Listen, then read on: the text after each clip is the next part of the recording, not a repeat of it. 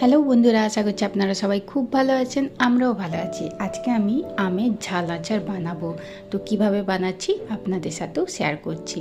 এখানে আমি একদম গাছ থেকে পাড়া তাজা আম নিয়েছি, 4 কিলোর মতো হবে। আর ভালো করে ধুয়ে ভালো করে শুকনো করে নিতে হবে আমগুলো। তারপরে এইভাবে ছোট ছোট করে টুকরো করে আমগুলোকে কেটে নিতে হবে। রোদে শুকনো করে নিতে হবে। শুকনো হয়ে গেছে, একবেলার রোদেই দিতে হবে।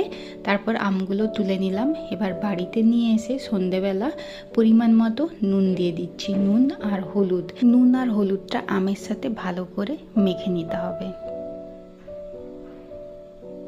এবার চাপা দিয়ে সারা রাত এইভাবে রেখে দিয়ে পরের দিন সকালবেলা কিন্তু আমগুলো আবার শুকনো করতে দিতে হবে। আমগুলোর গায়ে যেন এক ফোঁটাও না জল থাকে, ভালো করে শুকনো করে নিতে হবে। এবার শুকনো করাতে পরিমাণ মতো সর্ষে ভেজে নিয়ে দরদরা করে পিষে নিতে হবে। মৌরি, ধনে, জিরে, কালো জিরে, জোয়ান, মেথি, শুকনো লঙ্কা পরিমাণ মতো দিয়ে হালকা করে রোস্ট করে নিয়ে দরদরা করে পিষে নিতে হবে।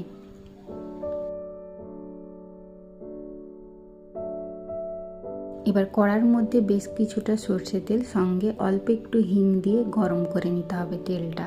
তারপরে আমের সাথে সমস্ত মশলা মিশিয়ে নিতে হবে। হলুদ দিলাম, নুন দিলাম, কাশ্মীরি লঙ্কার গুঁড়ো দিতে হবে বেশ কিছুটা পরিমাণ কালারের জন্য, এতে কালারটা খুব ভালো আসে। তারপর সর্ষে গুঁড়ো আর সমস্ত মশলার গুঁড়ো মিশিয়ে নিতে হবে আমের সাথে। আর এখানে হিং দেওয়া তেলটাও দিয়ে দিলাম। তারপর ভালো করে আমের সাথে মিশিয়ে নিতে হবে। মেশানোর সময় কিন্তু বেশি পরিমাণ তেল দেওয়া যাবে না, অল্প অল্প তেল দিয়ে মশলা দিয়ে এইভাবে মিশিয়ে নিতে হবে। বেশি পরিমাণ এই সময় তেল দিয়ে দিলে কিন্তু মশলাগুলো আমের সাথে ভালো করে মেশানো হবে না, তেলের সাথে চিটে গামলাতে আটকে থাকবে। এরপরে একটা শুকনো কাপড় এইভাবে চাপা দিয়ে সারা রাত রেখে দিতে হবে আর সকালে রোদে দিতে হবে। সকালে রোদে দেওয়ার আগে একটু ভিনেগার দিয়ে দিলাম। ভিনেগার দেওয়াটা অপশনাল, দিতেও পারেন নাও পারেন, তেলের আচার তো এমনিতেই ভালো থাকবে। এইভাবে আমি একদিন ভালো করে রোদে শুকনো করে নিয়েছি। তারপরে দুটো জারের মধ্যে মশলা লাগানো আমগুলোকে ঢেলে নিতে হবে।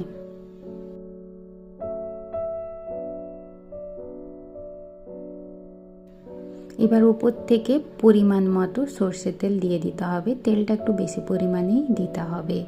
তারপরে এই জারগুলোকে ধরে এইভাবে নাড়িয়ে নিতে হবে। জারের মুখটা এখন কটনের কাপড় দিয়ে আটকে রাখতে হবে। 4-5 দিন এইভাবে রোদে রাখতে হবে। তারপরে জারের ঢাকনা ভালো করে লাগিয়ে খাওয়ার জন্য আচারটা রেডি হয়ে যাবে 1 সপ্তাহের মধ্যে।